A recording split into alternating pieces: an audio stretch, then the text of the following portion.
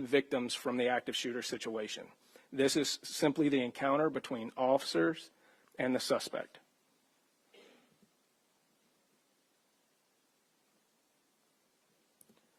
This is a still image of the suspect inside the hallway prior to the event.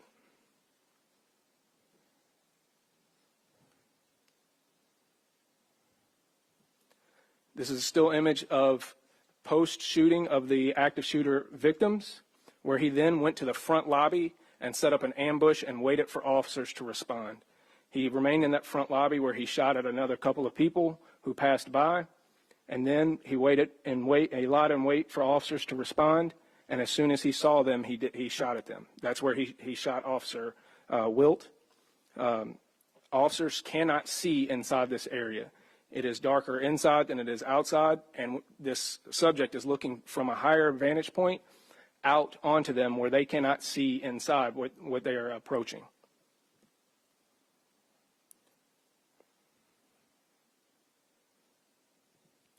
You'll now see Officer Wilt's video. Officer Wilt is in training, and he is the one driving the vehicle of his training officer, Officer Galloway. You'll see them approach on Preston. They will park and immediately back up as they get shot at, and then reapproach after they redeploy.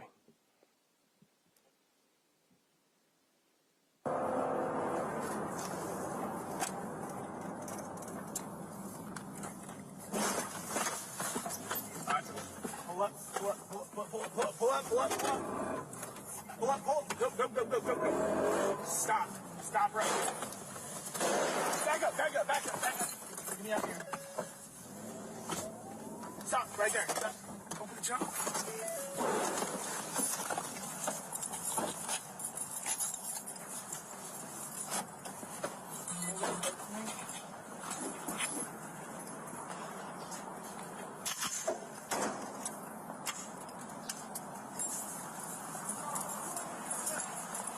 Once I get that garage, then we do that job fire.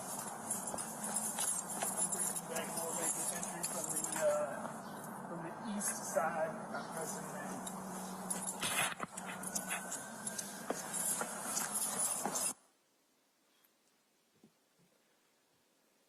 So as you saw there, after they received the shots and they reapproached, Officer Wilt got on the radio and started communicating that they had already been shot at while remaining calm and collected and getting out the proper information. Next, you'll see Officer Galloway's video. Officer Galloway was Officer Wilt's training officer who was riding in the passenger seat. He deploys with his patrol rifle that he retrieves from his trunk and moves towards the shots that were fired coming out of the lobby area of the location. What you will see is the continuation all the way through this event at this point. So Officer Wilt will be shot. You will not see that part on the video, as Officer Wilt is just a step behind Officer Galloway. Officer Galloway will then move across the lobby area outside where he is shot, and he will fall down and roll and return to cover on the opposite side, on the Main Street side. He will take cover there behind a large planter box and try to assess the situation and get some situational awareness of both his status as well as the status of the downed officer, and try to ascertain where the shots are exactly coming from. He receives the minor gunshot wound, but he continues to stay in the fight and try to assess exactly where this shooter is. While he's doing that, he is going back and forth. He is also communicating on the radio, trying to get a good view of the shooter. You will not hear the radio transmission from him because he has in an earpiece. You will later hear transmission from the radio that picks up on the officer that walks up behind him. As Officer Wilt is there and other officers begin to arrive, they attempted to go up the steps to rescue Officer Wilt. As they go up the stairs and attempt to rescue Officer Wilt, the suspect fires at them, trying to kill them in their process of trying to save Officer Wilt. When the suspect does this, he breaks out the glass and shoots again through the glass, breaking it out, where Officer Galloway can finally get the vantage point to see where this threat is coming from. Once he is able to see the threat, he then engages the threat, shoots, and kills the suspect. You will not be able to see that on the camera just because of the vantage point of his camera is on his chest versus his eye level, which is a little bit higher over the steps, as well as the distance. This was not a close range shot from Officer Galloway. After the suspect is down, they will then approach the suspect while other officers are rescuing Officer Wilt. That is off camera. You won't be able to see that. You will see that the suspect is down with a rifle next to him. That is blurred out because of the graphic nature of that image.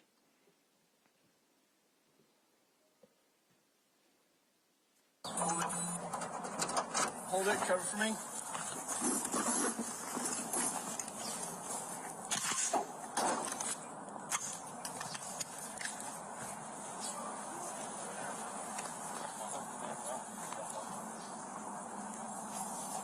Baker, we're making entry from the east side at Preston and Main.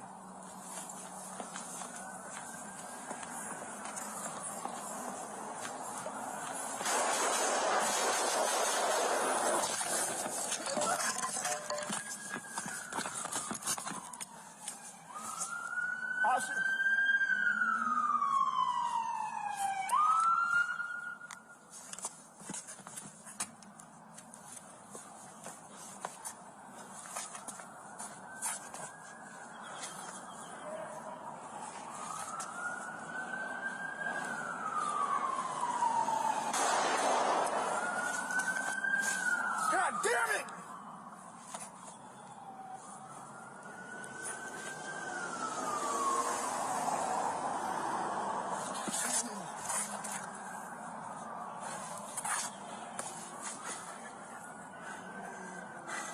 The shooter has an angle on that officer. We need to get up there. I don't know where he's at. The glass is blocking him.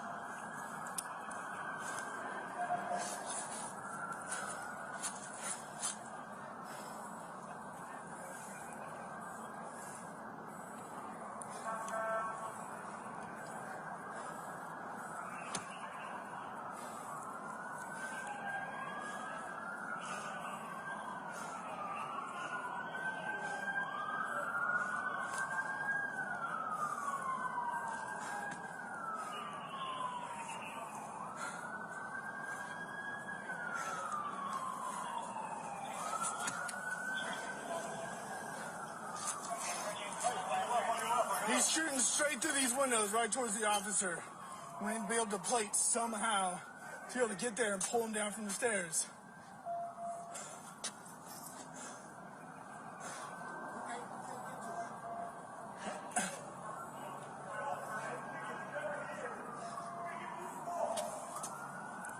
Is that Blue talking? Yeah, Blue talking.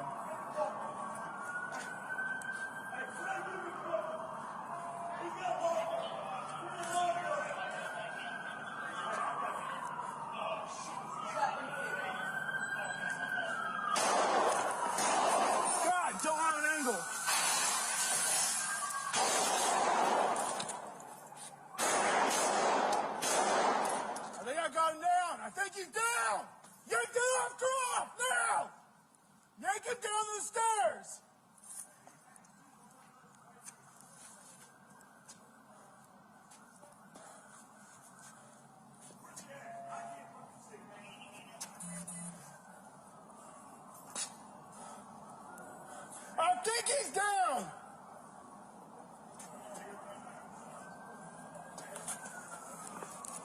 Move it. Yeah. Suspect down! Get the officer! Hey, he's fired from inside here. Huh? He was fired from inside here. I know! He's down! Get the officer!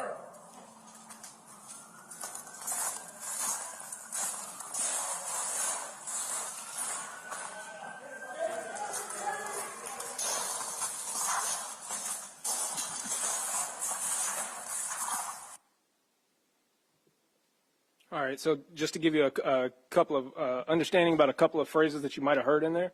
One was, "Is that Blue talking?" They were talking about, are those other officers that are talking versus civilians. He also said we need to plate the officer. So he's talking about being able to get something between themselves and the shooter that will stop bullets, to put some kind of hard plate in between them so they can effect that rescue. I think you can see the tension in that video. You can understand the stress that those officers are going through. Response wasn't perfect, but it was exactly the response we needed. I think I would love to have either one of those officers ride with me any day. They did absolutely exactly what they needed to do to save lives. Once officers arrived on scene, not another person was shot. Not a single person received any further injury once officers arrived on scene, and that's what we're here for. So one third perspective on this was a bystander video from across the street that was taken on a man's cell phone. This will be from the south side of Main Street, just behind where Officer Galloway ends up at the bottom of the stairs. There is no audio that goes along with this video.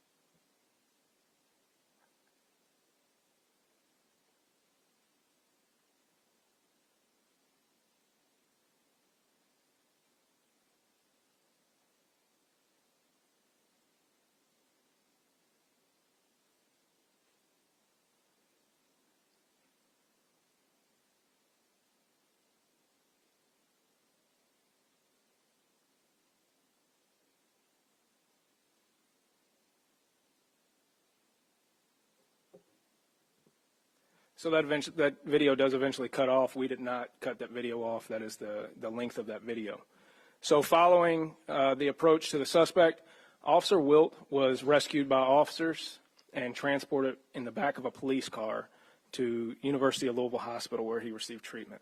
Officers immediately, along with fire, EMS, and other agencies, entered that building and searched that entire building multiple times to make sure there were no more threats.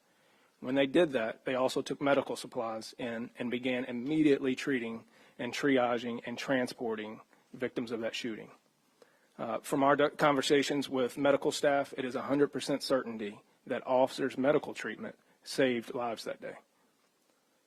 The actions that they took to follow up after being shot at themselves, to be compassionate and provide medical treatment, absolutely saved lives that day. There's going to be a million stories that will come out of this, but as they keep rolling in, one of them that happened that we just learned about a few minutes ago was EMS was treating victims, and they were short-staffed, and they needed people to be in the back of the EMS wagon with them. And a lieutenant from Metro Police got in and drove the EMS wagon so that the EMS workers could treat one of the victims on the way to the hospital. That's what we do, right? We improvise. We make sure that we do everything that we can to keep people safe and take care of them. What you saw in that video was absolutely amazing. It's tragic, but it's absolutely amazing. There's only a few people in this country that can do what they did. Not everybody can do that. They deserve to be honored for what they did, because it is not something that comes easily. It is not something that comes naturally. Anybody who gets shot at reacts. For people to react by staying there, staying in the fire, and going back inside the scene, keeping themselves in danger, that's superhuman. Those men are amazing. The women that responded are amazing. The EMS workers, the firefighters. If you guys don't know, EMS and fire go inside that scene with us before we're able to say that it's safe. Sheriff's officers, off-duty officers, all came out and went inside that scene before we were able to guarantee that it was safe. And those actions absolutely saved people's lives. And we want to focus on those victims. We want to focus on those people that lost their lives, that were injured. We also want to recognize those heroic efforts that also saved lives. As I said before, this video will be posted in its completion, along with the personnel files of the officers they'll be available. But I'd be remiss if I didn't say that, the most heroic things at the peak of our career that we do are shrouded in other people's tragedies. As a profession, we are here to save people. And even though we saved lives that day, there are people that lost theirs. We need to honor and respect them and make sure we pray for them and take their families under our wing and take care of them. And we also need to do the same for those officers, because they're hurting as well. They're not just physically hurting. This hurts emotionally. So we need to make sure that we take care of them and we understand the sacrifice that they make every day. We'll turn it over to questions at this point. When Officer Galloway is outside by the planter, where exactly is the shooter? Couldn't see from here. Like if you had to pinpoint him inside the structure, where is he? And was he at any point communicating with other officers, or were other officers on another side telling him to drop the weapon? So I'm not going to make a comment about any communication that happened, but he was moving around inside the front lobby area. So there's a front foyer where the elevators and things like that are, as well as some offices. And he was moving pretty deep in the structure. So when you open up the front door, the front glass door, there's a space with a secondary set of doorways, and then doorways that go to offices on either side with elevators. And so he was moving in and out of that space. So he was pretty far back in there.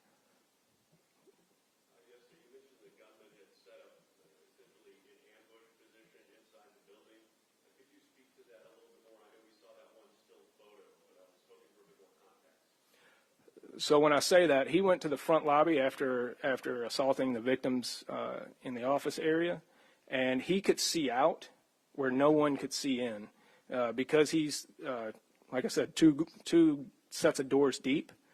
When you combine that with that non-reflective glass, the sunshine, the elevated position, officers could not see inside those doors on their approach, whereas he could see out to them. And so that's why he was able to fire on them before they ever saw where he was. And it's your understanding that he was essentially almost waiting for the police response? It appears that way. The two officers arrive on scene very quickly, and watching this, it feels like it goes by very slowly as we're watching. But do you have a sense of how long it took other officers to arrive on scene and begin providing backup to the two who first arrived? So that again was it was less than another 3 minutes. So it feels like eternity to watch. You can only imagine how it felt for them being there in that moment. These types of events are a little weird from the standpoint of time compression and memory and those types of things, but they feel like they happen like that. They also feel like they take forever. So yes, that was a tough 3+ minutes to watch while they waited for officers to get there and take care of business. Thank you. I'm going to make a quick closing comment is just again to reiterate what the deputy chief and chief have said, but a giant debt of gratitude is owed by our entire community to Officer Wilt, Officer Galloway, and all of the heroic men and women on LMPD and the other first responders that responded to this. We thank you for your service yesterday, and we thank you for your service every day. As we move forward from here, LMPD and our administration will continue to provide information about the investigation as it continues. We know there's still a lot of unanswered questions. You want answers, we want answers, the public wants answers, and we will continue to provide that information as it is available. We expect within the next 24 hours we will be releasing various 911 calls and audio tape of that, and then the investigation will continue, and as more information is available, we'll continue to make you aware of that. Thank you all very much.